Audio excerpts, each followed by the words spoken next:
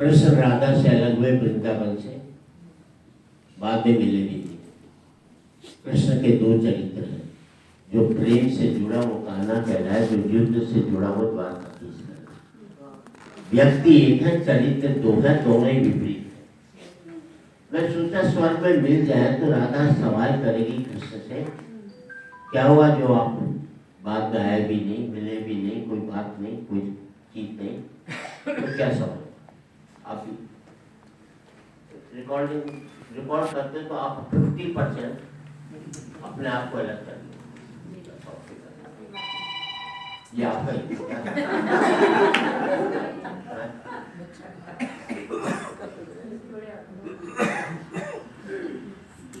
स्वर्ग में विचरण करते हुए अचानक एक दूसरे के सामने आ गए।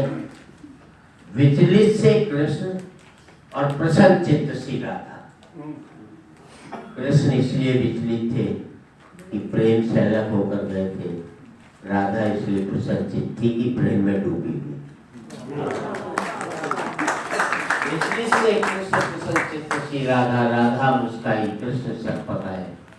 इससे पहले कि कुछ कह पाते बोल उठी राधा, कैसे हो द्वारकाधीश? अब आपका आशीर्वाद चाहिए। आप अपने बेटे को लल्लू के नाम से बुलाते हो, किसी दिन उसके नाम से बुलाओगे तो बच्चे को लगेगा आज पापा नाराज है क्या, मेरे प्यार वाले नाम से मुझको बुलाया। कैसे हो द्वारकाधीश?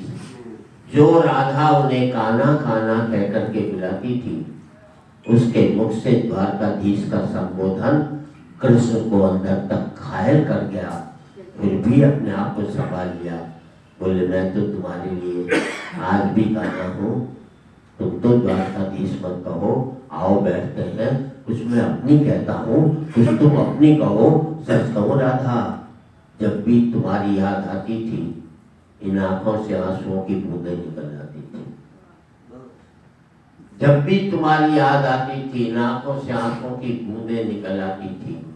बोली राधा, मेरे साथ ऐसा कुछ नहीं हुआ, ना तुम्हारी याद आई, ना कोई आंसू बहा, क्योंकि हम तुम्हें भूले ही कौन थे जो तुम याद आते।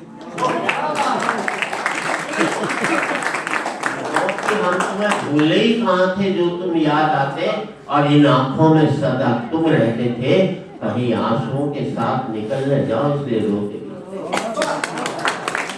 आंखों में सदा तुम रहते थे, कहीं आंसुओं के साथ निकल न जाओ इसलिए रोते भी नहीं थे। कृष्ण कुछ कड़वे सत्य सुन पाओ तो सुनाओ, कान्हा से द्वारकाधीश बनने पर या प्रेम से अलग होने पर तुमने क्या खोया, उसका एक आईना दिखाओ। अब आप बताओ क्या खोया कृष्ण? कभी सोचा इस तरक्की में तुम कितने पिछड़ गए? यमुना के मीठे पानी से जिंदगी शुरू की और समुद्र के खारे पानी तक। पानी से जिंदगी शुरू की और समुद्र के खारे पानी तक पहुंच गए। एक उंगली पर चलने वाले सुदर्शन चक्र पर भरोसा कर लिया और 10 उंगलियों पर चलने वाली बांसुरी को। एक उंगली पर चलने वाले सुदर्शन चक्र पर भरोसा कर लिया, 10 उंगलियों पर चलने वाली बांसुरी को भूल गए।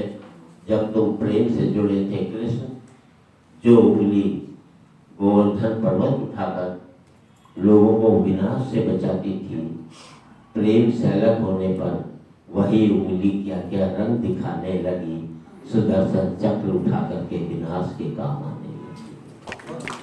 अंग वही होता है जब प्रेम से जुड़ता है तो विकास करता है, वही अंग जब प्रेम से अलग होता है तो विनाश करता है। और कान्हा और द्वारकाधीश में क्या फर्क होता है बताऊं? कान्हा होते तो तुम सुदामा के घर जाते, सुदामा तुम्हारे घर कभी नहीं। इस बात के लिए पूरी कर गई, हजारों भागवत वाचक है, किसी ने इस बात का उल्लेख नहीं किया। एक नई सोच दी हो तो आपका आशीर्वाद चाहूंगा। कृष्ण, तुम तो सभी कलाओं के स्वामी हो, गीता जैसे ग्रंथ के दाता हो, नीति निर्माता हो, धर्म शास्त्र के जानकार हो, पर महाभारत युद्ध में ये क्या निर्णय लिया? अपनी पूरी सेना कौरवों को सौंप दी और अपने आप को पांडवों के साथ कर लिया। सेना तो आपकी प्रजा थी, राजा उसका पालक होता है, उसका रक्षक होता है। आप जैसा महाज्ञानी उस रथ को चला रहा था जिस पर बैठा हुआ अर्जुन आपकी प्रजा को ही मार रहा था। आप जैसा महाज्ञानी उस रथ को चला रहा था जिस पर बैठा हुआ अर्जुन आपकी प्रजा को ही मार रहा था। अपनी प्रजा को मरते देख आप में करुणा नहीं जगी, क्योंकि आप प्रेम से शून्य हो गए थे। प्रेम से जुड़े होते तो कौरव पांडव में युद्ध नहीं बल्कि शब्द होते।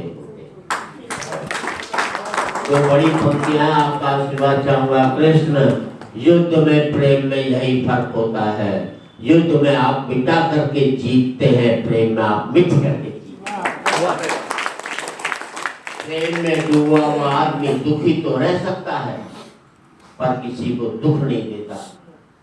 कृष्ण आज भी धरती पर जाकर देखो, अपनी द्वारकाधीश वाली छवि को ढूंढते रह जाओगे। हर घर में, हर मंदिर में मेरे साथ ही खड़े नजर आओगे। हर मंदिर में मेरे साथ ही खड़े नजर आओगे। आज भी लोग गीता के ज्ञान की बात करते हैं, उसका नित्य नियम से पाठ